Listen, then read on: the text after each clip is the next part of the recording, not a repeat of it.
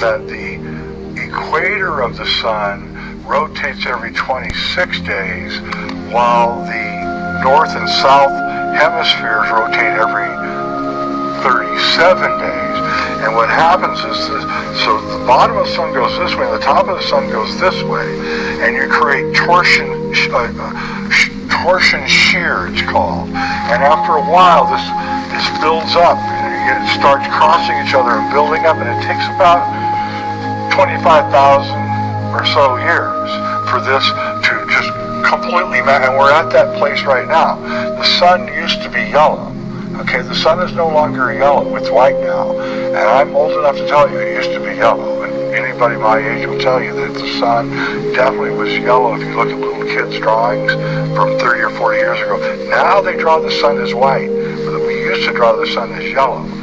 And it's changed, and NASA knows this. And I think chemtrails are attempts by the elites to dampen this incredible light. I know guys who do construction, and they tell me they're in their 40s, and they tell me that, Jay, 75 degrees doesn't feel like 75 degrees anymore. It feels like 95 degrees. He says, it says 75 degrees, but I'm absolutely toasting on the roof of the house that I'm in. And I said, that's because the the UV is through the roof. They've never seen UV like the ultraviolet, like they see it right now. And NASA doesn't know what to do. They're actually changing their whole idea about how to carbon date and everything, because the sun is not a stable star. They now know it. When I first came out with my work about 15 years ago, NASA called me an alarmist and said, he's an alarmist, don't pay attention. Now NASA's really concerned about this and is advocating putting generators on nuclear power plants, because if you have one of these, an EMP will happen and everything will be wiped out, and they're really, really worried about it. So in 15 years, they've changed their mind, and it's good.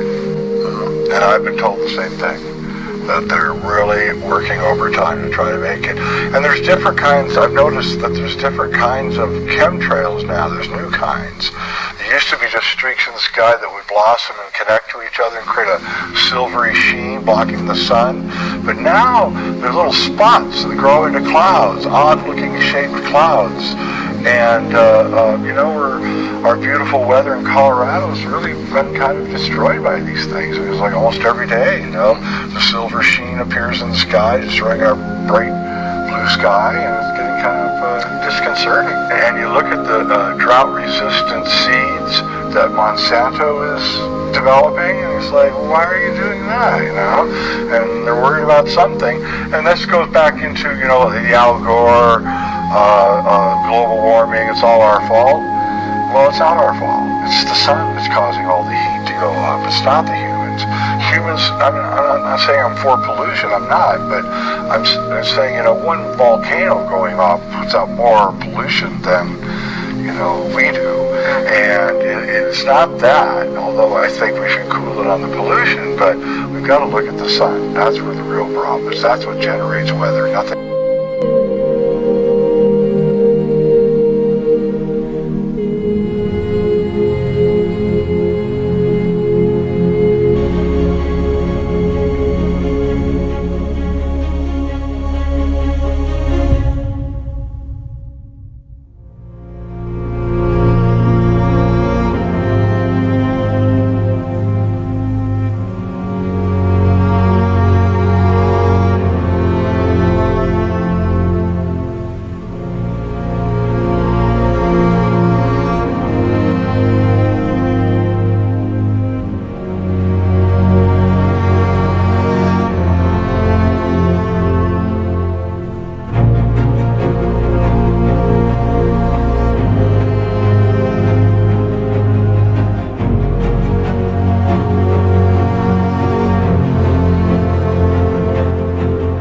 Okay, folks, I hope that you were able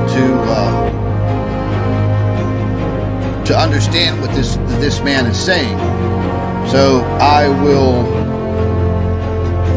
I'll explain one thing here real quick. In the beginning, he was talking about the sun's internal rotation.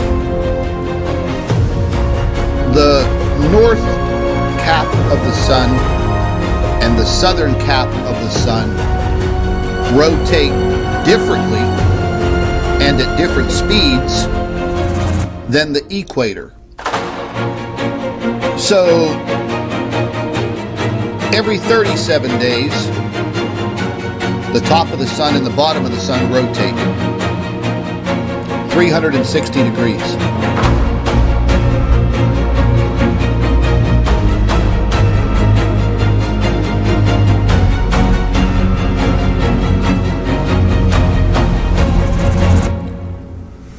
The center, the equator, the equatorial region of the sun rotates approximately every 26.9 days, 27 days. So basically that twisting, it's called torsion shear. So you're applying a tremendous amount of pressure on that star. Now, I'm not sure if that happens with other stars, but it's happening with our star. Now, what he's talking about, scientists have known for a very, very long time, maybe decades and decades and decades, they've known that the polar regions of the sun rotate slower than the equatorial region, therefore torquing the sun. Going back through ancient history, I guess they were able to determine that about every 25,000 years this situation occurs. When that torque is placed on the sun, I guess it takes about 25,000 years. And then boom, that explosion occurs. That massive solar flare occurs. If the Earth is in the wrong place at the wrong time, lights out. Literally.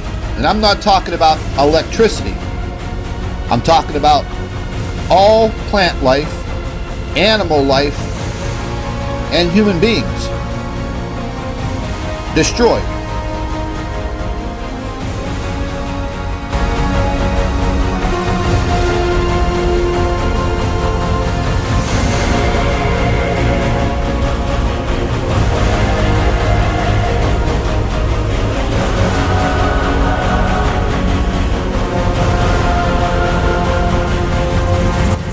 And I'll show you point blank.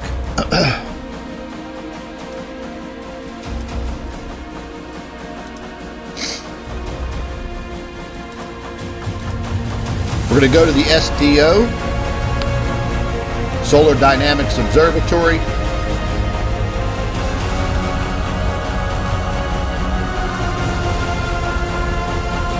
And this is our extreme ultraviolet view of the sun right now. This is a 48-hour loop. One of the major causes of these earthquakes here on our planet is the induction of these heavily charged particles